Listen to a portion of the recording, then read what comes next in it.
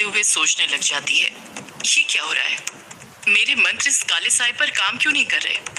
यामिनी लगातार एक के बाद एक मंत्र पढ़ते जा रही थी, पर उन मंत्रों का उस काले साए पर कुछ असर नहीं पड़ रहा था। उल्टा यामिनी ही कमजोर पड़ते जा रही थी। यामिनी थकने लग गई थी। उसके माथे पर बड़ी बड़ी पसीने की बूंद आने लग गई थी।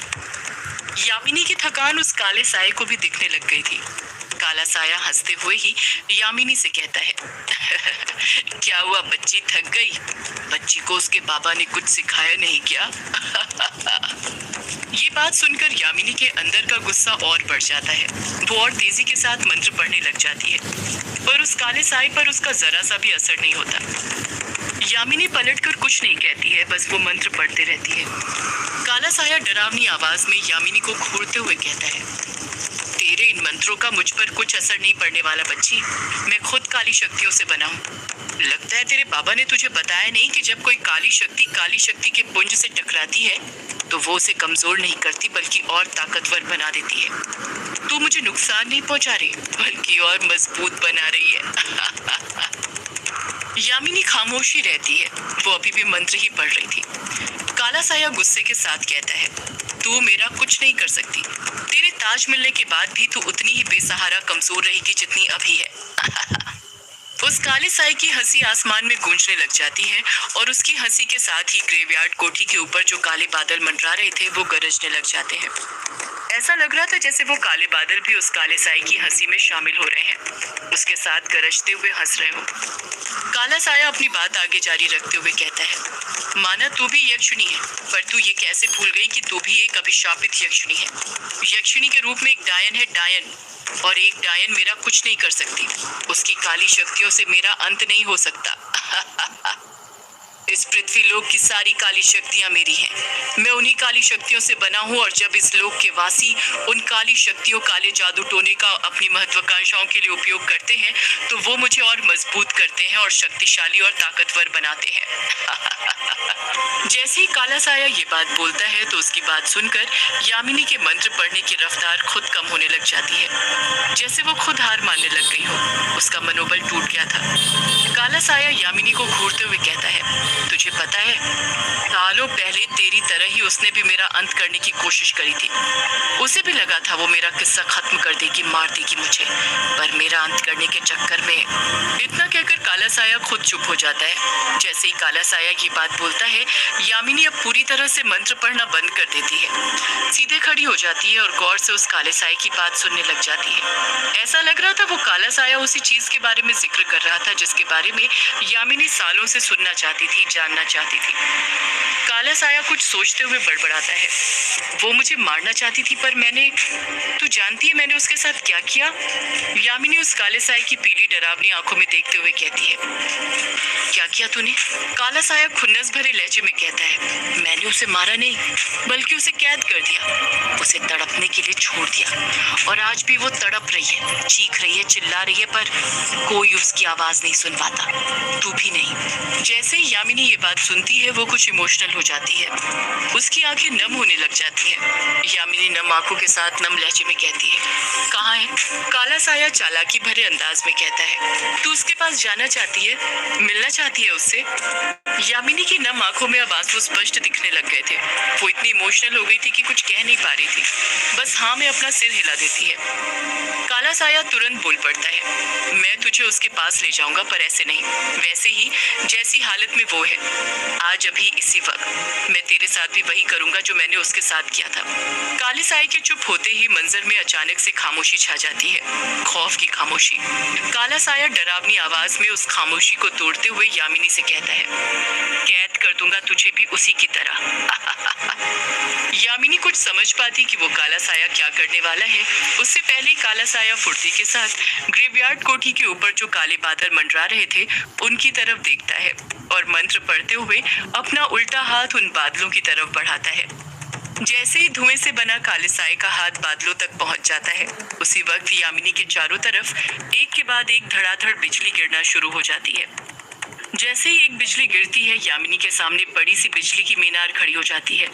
वो बिजली जैसे जैसे गिरती जा रही थी, यामिनी के चारों तरफ बिजली के मीनार का घेरा बनते जा रहा था। ये वही बिजलियां थी जो उस रात युग और डायना को खिड़की से दिखाई दी थी, जिसको देखकर उन दोनों ने अंदाजा लगा लिया था कि बंगला मुंडा गांव में कुछ न कुछ तो बुरा जरूर हो रहा था। इसी रात डायना यामिनी को बद्दुआएं दे रही थी, अभिमन्यु के साथ बुरा करने के कारण।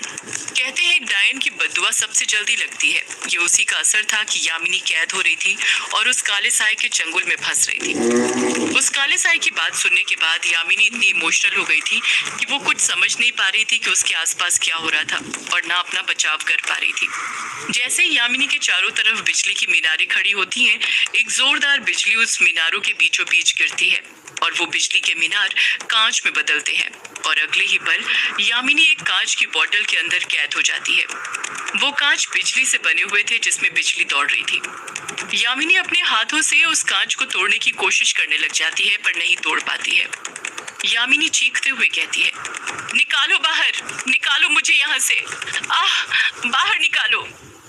यामिनी के चीखने की आवाज सुनकर वो काला साया हंसने लग जाता है और हंसते हुए ही कहता है, हाँ बिल्कुल ऐसे ही, वो भी ऐसे ही चीखती है। तेरी चीख तो और भी अच्छी है, उससे भी अच्छी।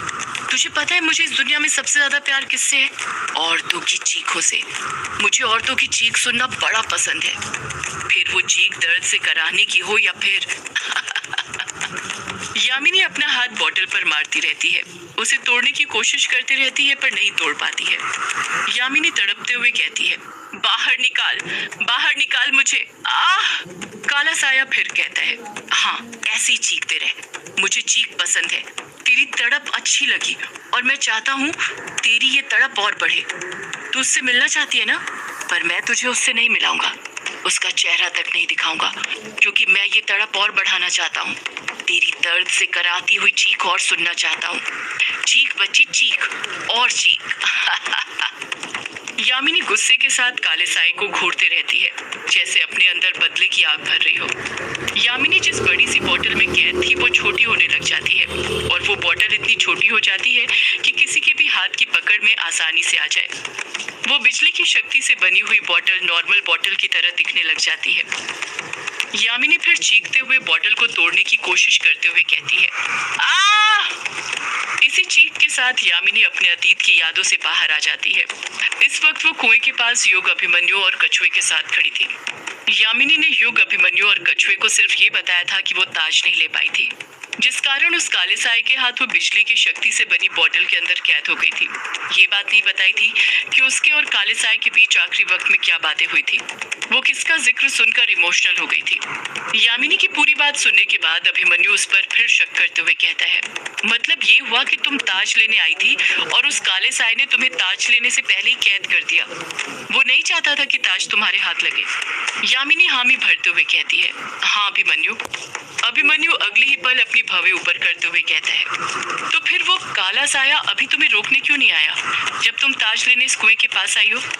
यामिनी अगले ही पल जवाब देती है, क्योंकि उसे अब वो मिल गया है जिसकी उसे जरूरत थी। अब वो और ताकतवर हो गया है, इतना ताकतवर कि शायद ताज पहनने के बावजूद मैं उसका अंत नहीं कर सकूं। युग बाबू ने उसे अनुराग अंकल का शरीर लाकर दे दिया जो उसे चाहिए था। अभिमन्यु कुछ पूछता उससे पहले ही युग यामिनी से हड़बड़ाहट के साथ पूछ बैठता है, क्यों क्यों यामिनी, उस काले साए को मेरे पापा का शरीर क्यों चाहिए था?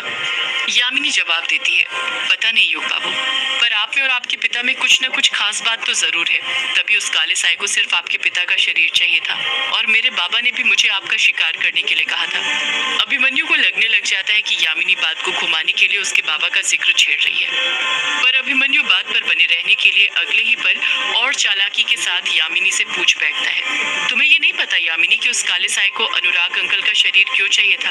कोई बात नहीं, पर ये तो पता होगा ना कि वो काला साया कौन है और वो क्या चाहता है। यामिनी खामोश रहती है, कुछ जवाब नहीं देती है। उसके चेहरे पर परेशानियां साफ दिख रही थी। युग भी तुरंत बौखलाहट के साथ अभिमन्यु के लहजे में यामिनी से पूछ बैठता है, हाँ यामिनी बताओ वो काला साया कौन है, वो ये सब क्यों कर रहा है और वो क्या चाहता है? यामिनी ना में अपना सिर हिलाते हुए जवाब देती है, मुझे नहीं पता युग बाबू, मुझे उस काले साए के बारे में कुछ नहीं पता। पता नहीं कि वो कौन है और क्या चाहता है।